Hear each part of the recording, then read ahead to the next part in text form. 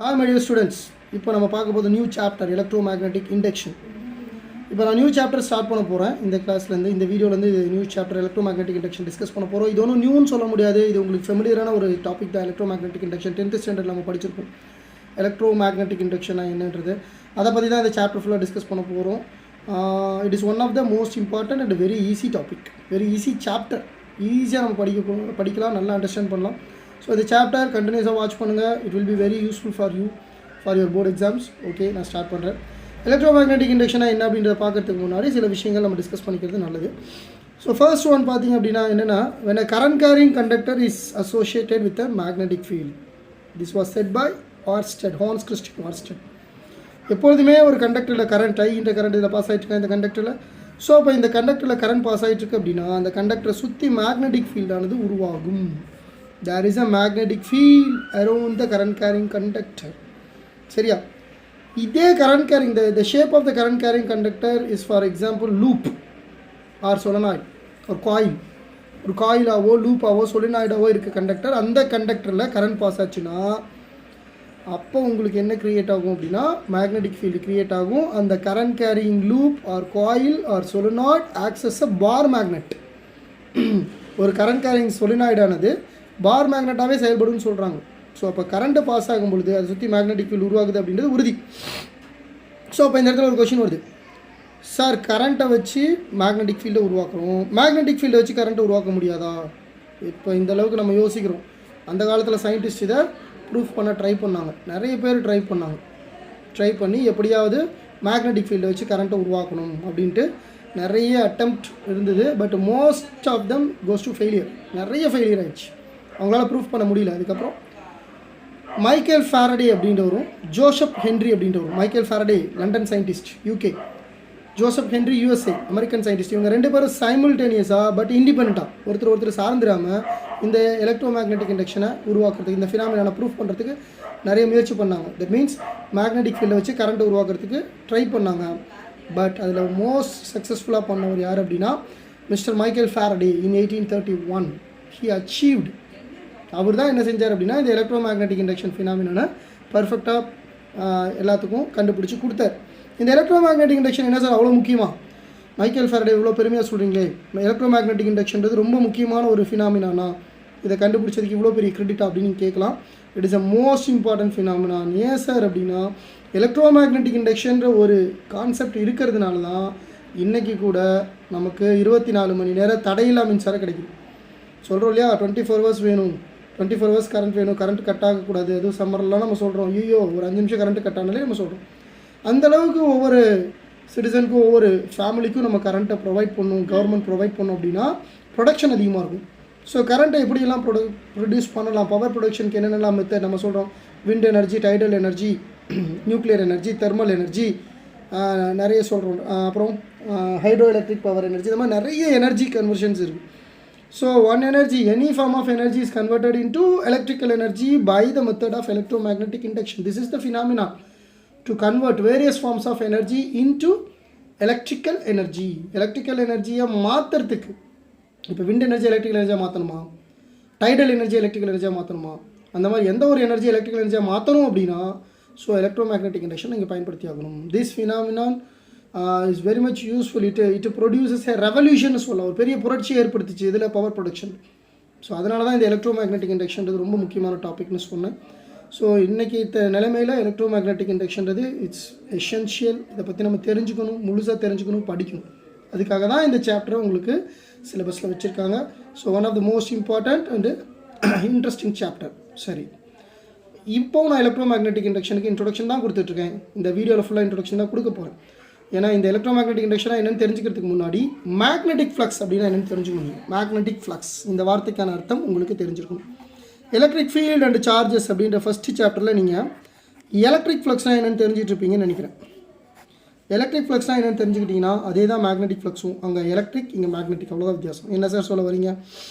Number of electric lines of force crossing through the given area அப்படின்னா அது electric flux. Number of magnetic lines of force crossing through the given area perpendicularly normally.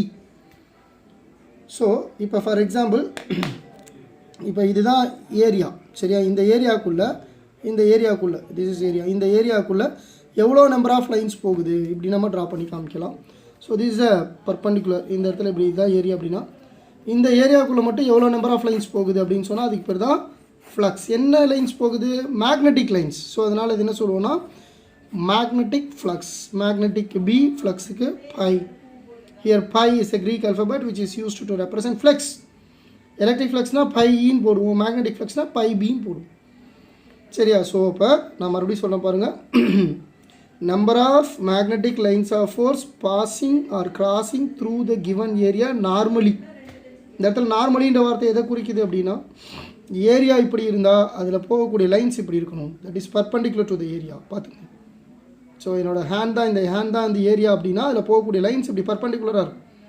So எத்தனை lines போகுதோ அதை பொறுத்து flux அதிகமாகும். If the number of lines passing through the given area is very high then the flux will be very high, otherwise it will be low.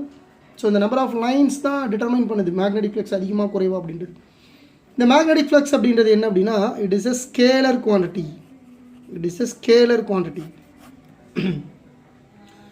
Magnetic flux is a scalar quantity. Okay, ஞாபகம் வச்சுங்க. So it has no direction, it has only magnitude. அதையும் ஞாபகம் வச்சுங்க. Right. இந்த magnetic ஃப்ளக்ஸை கண்டுபிடிக்கிறதுக்கு ஏதாவது methods இருக்கா, ஏதாவது எக்ஸ்பிரஷன்ஸ் இருக்கா அப்படின்னு சொல்லலாம். பார்க்க தான் போகிறோம் இந்த மேக்னெட்டிக் ஃப்ளக்ஸை எப்படி கால்குலேட் பண்ணுறது அப்படின்றது. Magnetic flux phi B is equal to இதுக்கான ஃபார்முலா என்ன சார் அப்படின்னா மேக்னெட்டிக் ஃபீல்டு. கவனிங்க. So when an area is kept in a magnetic field ஒரு B vector or T vector, இது என்னன்றதை நான் விளக்கம் கொடுக்குறேன். கவனிங்க. ஒரு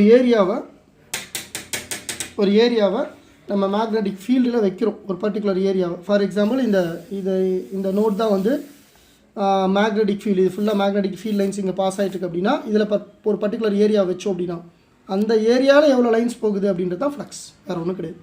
ஸோ மறுபடியும் ஒரு முறை நான் சொல்கிறேன் பாருங்கள். இந்த நோட் தான் வந்து உங்களுக்கு magnetic field. It act towards right. இப்போ இது ஃபுல்லாக மேக்னெட்டிக் ஃபீல்ட் ரைட் ஹேண்ட் சைடில் ஆக்ட் ஆகிட்டு இருக்கு. இப்போ இந்த இடத்துல கொண்டாந்து நீங்கள் ஒரு ஏரியாவை ஃபிக்ஸ் பண்ணுறீங்க. That means in your hand. So இப்போ இந்த இடத்துல ஏரியாவை ஃபிக்ஸ் பண்ணால் இப்போ இந்த ஏரியாவுக்குள்ளே my hand is the area. இப்போ இந்த ஏரியாவுக்குள்ளே எவ்வளோ லைன்ஸ் பாஸ் ஆகும் அப்படின்றது தான் magnetic flux. So this is phi B equal to B vector dot A vector. So magnetic field area. So இதுதான் ரொம்ப முக்கியமான ஒரு கான்செப்ட். இதில் பார்த்தீங்கன்னா டாட் ப்ராடக்ட் இங்கே யூஸ் பண்ணியிருக்காங்க. ஸோ அப்போ டாட் ப்ராடக்ட் அப்படின்னும் பொழுது இந்த இடத்துல என்ன வரும்? Phi B is equal to BA cos theta.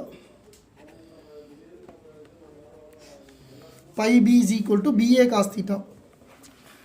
Okay, right. சரி, இப்போ இதில் B na என்ன theta na என்ன? Where B is the magnetic field lines, magnetic field vector. A vector is the area vector. Area vector na என்ன sir? Area vector is always normal to the area. அப்படின்னா என்ன sir அப்படின்றத பார்க்க போகிறோம். இப்போ பாருங்கள், இது ஒரு for example this is a plane. இது ஒரு பிளேன். சரியா? இந்த பிளேனில் இப்போ மேக்னெட்டிக் ஃபீல்டு இங்கே ஆக்ட் ஆகிட்டுருக்கு. கவனிச்சுங்க. The magnetic field is acting perpendicular to the area. இப்போ இது பிளேன், கவனிச்சுக்கணும். This is a plane. சரியா? இப்போ இந்த இடத்துல மேக்னெட்டிக் ஃபீல்டு இங்கே ஆக்ட் ஆகிட்டுருக்கு. Right. Magnetic field and the plane are perpendicular. Magnetic field இங்கே ஆக்ட் ஆகிட்டுருக்கா? இந்த மேக்னெட்டிக் ஃபீல்டு எப்படி ஆக்ட் ஆகிட்டுருக்கு? பிளேனுக்கு பர்பண்டிகுலராக ஆக்ட் ஆகிட்டுருக்கு. எஸ், இப்போ உங்களுக்கு தெளிவாக தெரியும் நினைக்கிறேன். ஸோ இந்த பிளேனுக்கு பர்பண்டிகுலராக திஸ் ஏரியா பாருங்கள், இதுதான் பிளேனோட ஏரியா. இந்த ஏரியாவுக்கு பர்பண்டிகுலராக இருக்கிறதா ஏரியா வெக்டர். ஸோ நீங்கள் இதை இப்படி தான் புரிஞ்சுக்கணும். இந்த ஏரியா வெக்டருக்கும் இந்த மேக்னெட்டிக் ஃபீல்டுக்கும் நடுவில் ஆங்கிள் தான் தீட்டா. ஸோ இந்த இடத்துல எந்த கன்ஃபியூஷனும் வரக்கூடாது, நல்லா புரிஞ்சுங்க. This is a plane. So பிளேனை வச்சிடுறோம். இது அந்த பிளேனோட ஏரியா. சரியா? இந்த ஏரியாவுக்கு பர்பண்டிகுலராக தான் மேக்னெட்டிக் ஃபீல்ட் லைன்ஸ் பாஸ் ஆகுது. ஏன்னா magnetic field lines passing through the given area நார்மலின்னு சொல்லியிருக்கேன் மேக்னெட்டிக் ஃப்ளக்ஸ்க்கான எக்ஸ்ப்ளனேஷன். ஸோ இதுக்கு நார்மல்னா பர்பண்டிகுலர். ஸோ இந்த பிளேனுக்கு இந்த ஏரியாவுக்கு நார்மலாக மேக்னெட்டிக் ஃபீல்ட் லைன்ஸ் ஆக்ட் ஆகிட்டுருக்கு. ஸோ அப்போ இதுதான் இதில் எத்தனை லைன்ஸ் ஆக்ட் ஆகுதுன்னு சொன்னால் அதுதான் ஃப்ளக்ஸு. No problem. ஸோ இதுதான் பி வெக்டர், அதை அங்கே நோட் பண்ணிக்கிறோம். A vector is always perpendicular to area. அப்படின்னா என்ன அர்த்தம்? இதுதான் ஏரியா. இந்த ஏரியாவுக்கு பர்பண்டிகுலராக இருக்கக்கூடியது தான் ஏ வெக்டர். சரியா? ஸோ இதை தான் எடுத்துக்கணும். நீங்கள் ஏரியா வெக்டர் தான் எடுத்துக்கணும். Don't take area. So here area vector and magnetic field R parallel. அப்போ தீட்டா ஈக்குவல் டு 0 டிகிரின்னு போகணும். அவ்வளோதான். இது உங்களுக்கு புரிஞ்சிருக்கும்னு நினைக்கிறேன். So B is the magnetic field, B vector is the magnetic field vector, A vector is the area vector. சரியா, where theta is the angle between magnetic field and area vector. சரியா, so இதை மறந்துடாதீங்க, it's important expression. So இதை வச்சு தான் நம்ம வந்து magnetic ஃப்ளக்ஸை கால்குலேட் பண்ணுவோம். ஏன்னா இது புரிஞ்சால் தான் அடுத்தடுத்து பண்ண முடியும், இல்லைன்னா புரியாது. இந்த டயக்ராம் பாருங்கள். இப்போ இது வந்து ஒரு பர்டிகுலர் பிளேன். இந்த பிளேனில் magnetic field is acting upwards. Magnetic field இங்கே ஆக்ட் ஆகிட்டு. சரியா, இதில் என்ன ஆகுது அப்படின்னா இந்த பிளேன் வந்து லைட்டாக டில்ட் ஆகிருக்கு. இந்த பிளேன் வந்து லைட்டாக டில்ட் ஆகிருக்கு. ஸோ பிளேன் எப்படி இருக்குது, ஃபார் எக்ஸாம்பிள் லைட்டாக டில்ட் ஆகிருக்குன்னு சொல்லியிருக்கேன்ல, இப்படி எக்ஸாக்டாக இப்படி இல்லாமல் லைட்டாக அப்படி சாய்வாக இருக்குது, இப்படி இல்லாமல் லைட்டாக சாய்வாக இருக்குது. ஸோ அதான் இங்கே நம்ம இமேஜின் பண்ணிக்கணும். சரியா, ஸோ திஸ் பிளேன், இந்த பிளேனுக்கு பர்பண்டிகுலராக தான் இந்த இடத்துல உங்களுக்கு என்ன ஆக்ட் ஆகிட்டுருக்கு. திஸ் இஸ் என் கேப்னா area vector is perpendicular to area. Because இந்த இடத்துல ஏன் இது சாய்வாக இருக்குது, ஏரியா வெக்டர் சாய்வாக இருக்குன்னா ஏரியாவே உங்களுக்கு சாய்வாக தான் இருக்குது. சரியா, டில்ட் ஆகிருக்கு. ஸோ மேக்னெட்டிக் ஃபீல்ட் வெக்டர் இங்கே இருக்குது அப்வர்ட்ஸில். ஸோ இது ரெண்டுக்கு நடுவில் உள்ள ஆங்கிள் தான் உங்களுக்கு தீட்டா. ரைட், இந்த கேஸில் பாருங்கள், திஸ் இஸ் த பிளேன். சரியா, magnetic field is acting here. Magnetic field இங்கே ஆக்ட் ஆகிட்டு இருக்கா, இதுதான் பிளேன். சரியா, இந்த இடத்துல பிளேன் எப்படி இருக்குது அப்படின்னா டவுன்வர்ட்ஸ் இப்படி இருக்குன்னு அர்த்தம். இப்படி இருக்குன்னு வச்சுக்கலாம். ஓகே, அப்போ ஏரியா வெக்டர் எப்படி இருக்கும், பர்பண்டிகுலர் டு த ஏரியா. அப்போ இது ரெண்டும் பேரலாக இருக்கும், தீட்டா = 0 டிகிரி. இதுதான் நான் இப்போ காமிச்சேன், ஃபஸ்ட்டு நான் எக்ஸாம்பிளே சொன்னது தான். ஸோ இதை வச்சு நீங்கள் புரிஞ்சுக்கலாம் மேக்னெட்டிக் ஃப்ளக்ஸ் என்னன்றது. So magnetic flux is scalar quantity. What is the unit of magnetic flux? Magnetic ஃப்ளக்ஸோட யூனிட் இதை வச்சு கொண்டு வரலாம். இந்த phi b is the magnetic flux which has the unit of b vector. B vector என்னது, b vector is total magnetic field or magnetic induction or magnetizing field அப்படின்னு சொல்லுவாங்க. கவனிங்க, intensity of magnetization சரியான வார்த்தை தான். intensity of magnetization or total magnetic field or magnetic induction, இதில் எதனாலும் சொல்லலாம். இதுதான் b vector. இந்த b vector யூனிட் என்ன தெரியுமா, Tesla.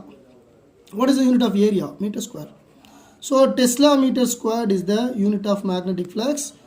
Otherwise it has direct unit. Magnetic flux இன்னொரு யூனிட் இருக்குது, என்னன்னு சொன்னால் வெப்பர். சரியா, அப்போ 1 webber is equal to 1 Tesla meter square. இந்த Tesla meter squareன்றது இந்த எக்ஸ்பிரஷன்லேருந்து வந்த யூனிட். வெப்பர் அப்படின்றது மேக்னெட்டிக் ஃப்ளக்ஸோட டைரக்ட் யூனிட். சரியா, ஓகே. அப்போ what will be the unit of magnetic induction? Magnetic இண்டக்ஷனுக்கு யூனிட் டெஸ்லா. சரியா, ஸோ இப்போ ஒரு பேஜுக்கு சொல்கிறேன், ஒரு எக்ஸாம்பிளுக்கு சொல்லலாம். Tesla is the unit of magnetic induction. Otherwise இதை வச்சு யூனிட் எழுதணும்னா tesla = weber per metre square or weber m⁻²ன்னு சொல்லலாம். இந்த எக்ஸ்பிரஷனும் நீங்கள் தெரிஞ்சு வச்சுக்கிறது நல்லது, important. 1 Tesla meter square = 1 weber or 1 Tesla = 1 weber per metre square. So இதுதான். ஸோ இப்போ மேக்னெட்டிக் ஃப்ளக்ஸ்னால் என்னன்றது டெஃபினேஷன் சொல்லியாச்சு. மேக்னெட்டிக் ஃப்ளக்ஸ் எப்படி கால்குலேட் பண்ணுன்றதை சொல்லி கொடுத்துருக்கேன். நம்பர் ஆஃப் லைன்ஸ் அதிகமாக தான் மேக்னெட்டிக் ஃப்ளக்ஸ் லார்ஜாக இருக்கும், நம்பர் ஆஃப் லைன்ஸ் கம்மியாக தான் மேக்னெட்டிக் ஃப்ளக்ஸ் குறைவாக இருக்கும். மேக்னெட்டிக் ஃப்ளக்ஸில் ஃபார்முலா என்ன ஃபைண்ட் அவுட் பண்ணுறதுக்கு, அடுத்தது தீட்டானா என்ன, தீட்டான்றது எது ரெண்டுக்கு நடுவில் ஆங்கிள், இதெல்லாம் பார்த்துருக்கோம். What is the unit of magnetic flux, is magnetic flux is scalar or vector quantity, இது எல்லாத்துக்கும் நம்ம இப்போ விஷயம் கண்டுபிடிச்சிட்டோம். குட். இப்போ அடுத்த கேஸ் வருது. இது வந்து யூனிஃபார்ம் மேக்னெட்டிக் ஃபீல்டு ஓகே. இப்போ நான் யூனிஃபார்ம் மேக்னெட்டிக் ஃபீல்டாக இருந்தால் என்ன சார் பண்ணுறது? Next question. நான் யூனிஃபார்ம் மேக்னெட்டிக் ஃபீல்டாக இருந்தால் நம்ம ஹவு டு கால்குலேட், எப்படி கண்டுபிடிக்கலாம்? இப்போ ஃபார் எக்ஸாம்பிள் நான் யூனிஃபார்ம் மேக்னெட்டிக் ஃபீல்ட்னா மேக்னெட்டிக் ஃபீல்ட் லைன்ஸ் வந்து ஒரு சீராக அமையாது. அது எதுவும் ஒரு டைரக்ஷன் இப்படி இருக்கும். சரியா, இப்படி இருக்குது. எதுவுமே வந்து ஒரு என்ன சொல்லலாம், ஒரு ஸ்ட்ரெயிட் லைனில் இருக்காது, ஒரே டைரக்ஷனில் இருக்காது. திஸ் இஸ் அ நான் யூனிஃபார்ம் மேக்னெட்டிக் ஃபீல்ட். இந்த இடத்துல ஒரு ஆர்பிட்ரரி ஷேப்டு பிளேன் எடுத்துக்கிறோம். ஆர்பிட்ரரி ஷேப்டு ஏரியா இருக்கக்கூடிய இப்படி ஃபார் எக்ஸாம்பிள் இப்படி எடுத்துக்கிறோம். ஆர்பிட்ரரி ஷேப்னா எனி ஷேப். ஸோ இப்போ இந்த இடத்துல எப்படி சார் நம்ம வந்து மேக்னெட்டிக் ஃப்ளக்ஸை கண்டுபிடிக்கிறது? இங்கே பாருங்கள், it's a uniform magnetic field, uniform area. இங்கே நான் யூனிஃபார்ம் மேக்னெட்டிக் ஃபீல்ட். ஸோ இங்கே இருக்கக்கூடிய ஏரியாவும் இந்த ஆர்பிட்ரரி ஷேப், அப்போ ஏரியாவும் ஒரு பர்டிகுலர் ஷேப்பில் இருக்காது. இந்த மாதிரி இடத்துல என்ன சார் பண்ணணும்னா, இதில் இருக்கக்கூடிய ஒரு ஸ்மால் ஏரியாவை நீங்கள் ஃபஸ்ட் எடுத்துக்கணும். Select the small area. அந்த ஸ்மால் ஏரியாவை என்ன எடுத்துக்கணும் அப்படின்னா, இந்த ஸ்மால் ஏரியா வந்து டிஏ வெக்டர்னு எடுத்துக்கணும். சரியா, இந்த இடத்துல இருக்கக்கூடிய மேக்னெட்டிக் ஃபீல்ட் பி வெக்டர். கவனி, இப்போ இந்த இடத்துல இந்த ஏரியாவில் இருக்கக்கூடிய ஃப்ளக்ஸ் மட்டும் எவ்வளோன்றதை கால்குலேட் பண்ணால் என்ன செய்யலாம், இங்கே சைடில் எழுதலாம். இந்த இடத்துல இருக்கக்கூடிய ஃப்ளக்ஸ் மட்டும் நீங்கள் கால்குலேட் பண்ணணும்னா d by b vector, because it is a small flux இந்த ஸ்மால் ஏரியா. எந்த ஏரியா? இந்த டிஏ வெக்டாரில் இருக்கக்கூடிய ஏரியா தான், இந்த டிஏ வெக்டாரில் இருக்கக்கூடிய ஏரியா தான். கவனி, so dB vector is equal to d pi b is equal to b vector dot dA vector. So இது எத்தனை ஏன் dA போட்டிருக்கோம்? we are taking small area ஏன்னா இட்ஸ் a நான் uniform area, arbitrary shaped area, நான் uniform magnetic field. So அப்போ நம்ம எடுத்தோன்னே டோட்டலாக கண்டுபிடிக்க முடியாது, ஷேப் இல்லை. ஸோ அப்போ ஸ்மால் ஏரியா எடுத்துக்கணும். அப்போ இந்த இடத்துல கிடைக்கக்கூடிய மேக்னெட்டிக் ஃப்ளக்ஸ் என்ன சொல்லலாம்? ஸ்மால் மேக்னெட்டிக் ஃப்ளக்ஸ், அவ்வளோதான். So total magnetic flux over the full area, இந்த ஃபுல் ஏரியாவுக்கும் டோட்டல் மேக்னெட்டிக் ஃப்ளக்ஸ் எப்படி சார் கண்டுபிடிக்கிறது? இந்த நான் யூனிஃபார்ம் மேக்னெட்டிக் ஃபீல்ட் அதுக்கு என்ன செய்யணும்னா இது இன்டகிரேட் பண்ணணும். ஸோ பை பி வேணும்னா integral of d by b that will be equal to, so இது இன்டகிரேட் பண்ணணும். என்ன இன்டகிரேட் பண்ணணும்? B vector dot d a vector. That is the most important expression to find the magnetic flux over a arbitrary shaped area which is placed inside the non-uniform magnetic field. For example, இதோட area எவ்வளோ நமக்கு தெரிஞ்சதுன்னா அந்த total ஏரியாவை இன்டகிரேஷனில் போட்டுறோம், லிமிட்டாக போட்டுக்கலாம் 0 to a 0 to s. அந்த எந்த ஏரியா வரைக்கும் நம்ம இன்டகிரேட் பண்ணுறோமோ அந்த லிமிட்ஸ் இதில் சப்ஸ்டியூட் பண்ணி போட்டால் நமக்கு ஆன்சர் கிடைச்சிடும். ஸோ அப்போ எலக்ட்ரோமேக்னெட்டிக் இண்டக்ஷனாக என்னென்னு இன்ட்ரோடக்ஷன் கொடுத்தாச்சு. சரி, அதை கண்டுபிடிச்சவர் யார், அதோட இம்பார்ட்டன்ஸ் என்ன, மேக்னெட்டிக் ஃப்ளக்ஸ்னால் என்ன, அதோட யூனிட் என்ன, அதெல்லாம் பார்த்துருக்கோம், வித் எக்ஸாம்பிள்ஸோடு பார்த்துருக்கோம். த நெக்ஸ்ட் இந்த மேக்னெட்டிக் ஃபீல்ட் ஃப்ளக்ஸு நான் யூனிஃபார்ம் மேக்னெட்டிக் ஃபீல்டு எப்படி கண்டுபிடிக்கிறது அப்படின்றதையும் நம்ம பார்த்துட்டோம். சரியா? ஸோ இந்த வீடியோ உங்களுக்கு பிடிச்சிருக்கும். இதை பேஸ் பண்ணி நமக்கு சம்ஸ் இருக்குது, அதை நான் அடுத்த வீடியோவில் உங்களுக்கு போஸ்ட் பண்ணுறேன். மேக்னெட்டிக் ஃப்ளக்ஸ்னால் என்ன எப்படின்றத அதை எப்படி டிரைவ் பண்ணி, இப்போ நான் உங்களுக்கு சொல்லிக் கொடுத்தே புரிஞ்சிருக்கும். இருந்தாலும் இதில் நீங்கள் ஒரு 2 சம்ஸ் நீங்கள் டிரைவ் பண்ணிங்கன்னா நீங்கள் ரொம்ப உங்களுக்கு சப்ஜெக்ட் கிளாரிட்டி அதிகமாகிடும். ஈஸியாக உங்களால் அந்த மேக்னெட்டிக் ஃப்ளக்ஸை கால்குலேட் பண்ணுறதை ஈஸியாக உங்களால் புரிஞ்சிக்க முடியும்.